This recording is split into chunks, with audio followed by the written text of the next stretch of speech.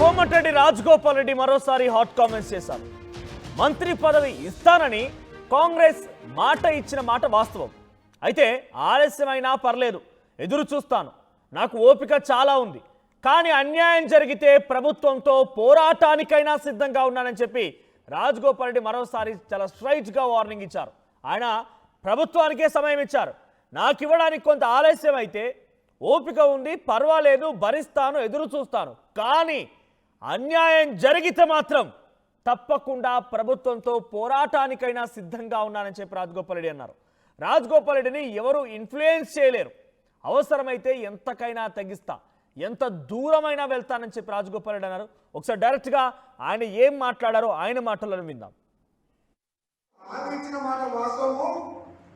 తిరిగి కాంగ్రెస్ పార్టీలో చేరినప్పుడు మంత్రి పదవి ఇస్తానని, అది ఆలస్యమైనా పర్వాలేదు, నేను ఎదురు చూస్తా,